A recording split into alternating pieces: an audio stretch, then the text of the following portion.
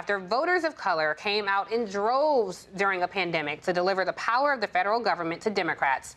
Undoubtedly, the question will soon become a Janet Jackson quote. What have you done for me lately?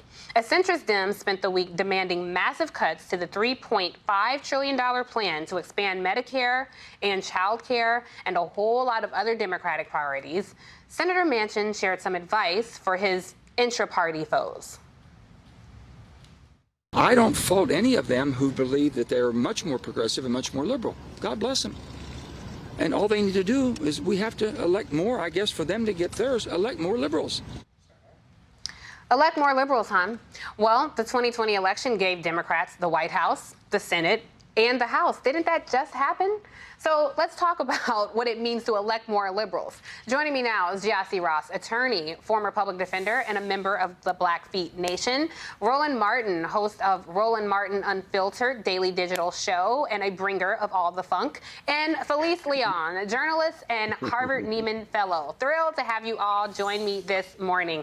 Felice, you're the woman on the panel, so I will start with you. Look, I'm looking at what's happening on Capitol Hill, and it frustrates me to no end that people present this very inside the beltway talk about what's happening instead of focusing on the policies. As an Afro-Latina, you touch both communities that help overwhelmingly deliver Congress to Democrats.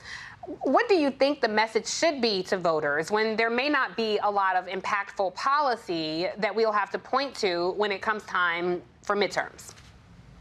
Right. I think that the message should be we absolutely understand that you are a critical part of this country and that you are a critical, you are really one of the reasons why we got in office here.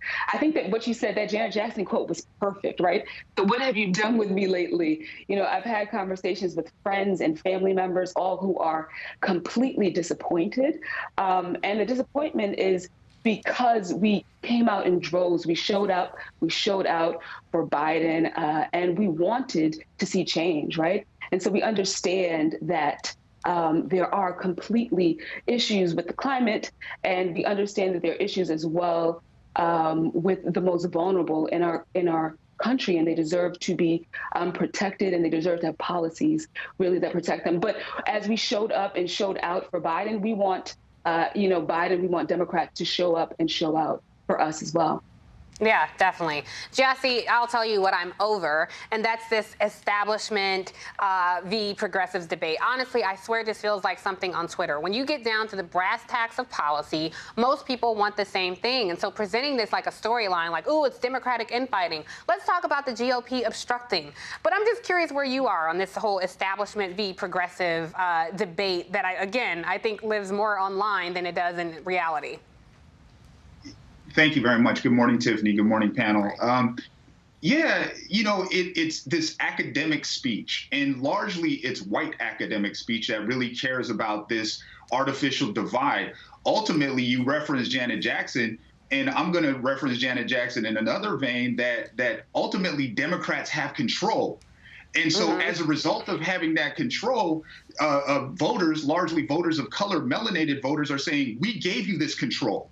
We're the ones who put you in office. What are you going to do for us to help our material state? And currently, that is not a whole bunch, to be honest. At all. Yeah, I completely agree. So, Roland, look, you talk about this all the time, not only on your show every day, but also in our big group chat. So what do you think Democrats need to be doing at this moment where the narrative seems to have gotten away from them, quite frankly? Well, what we have to come to grips with is this here. The Democratic Party is totally, completely different from the Republican Party in this way. If you are a Republican, you're either right or far right.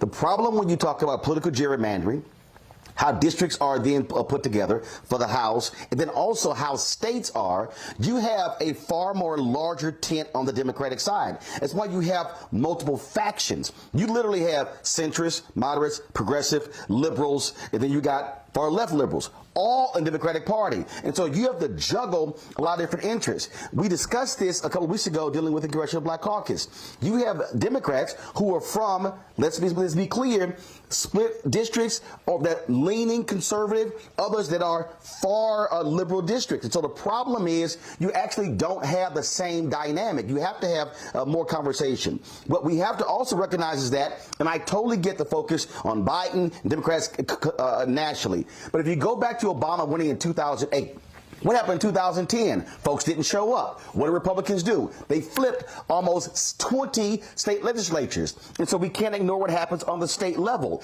You just did a live hit with a reporter in Austin. That was a state law. We've got to stop. If you're a progressive, you've got to stop focusing just on D.C. and realize if you do not elect people on the state level where laws are being passed, all of this is a part of it. And so we have to recognize the different factions here. Who controls the districts, how the lines are drawn. And so that's the challenge that people have to have while you're dealing with a Manchin or a Sinema who comes from a different state as opposed to a Warnock or Ossoff or someone or Bernie Sanders from Vermont. It's different dynamics on the Democratic side and the Republican side. Yeah, you know what, Roland, that's a really good point because, you know, there's a lot of attention on Manchin and Sinema, but look, if we lose Manchin, they're not going to get another Democrat in that seat. You know, it's West Virginia, and I think there needs to be maybe a bit more attention paid to Raphael Warnock, who's up for re-election in Georgia, where that would be a big point. Sorry, did you want to say something else really quickly, Roro? And Tiffany, remember, you got to have these white voters in West Virginia. This is what the Poor People's Campaign been doing. They have been putting pressure on Manchin. They were in their kayaks going to his yacht. They're showing up. That's how you have to do it. You got to mobilize on the ground. If all of these reporters keep focusing on Capitol Hill, no. You got to mobilize the people in the states. Wherever he goes, he needs to see his voters. Sinema, same thing. And so that's also what has to happen. And a lot of people don't want to put that work in because they just want to tweet about it or post on Instagram or Facebook. No, you got to be in their face.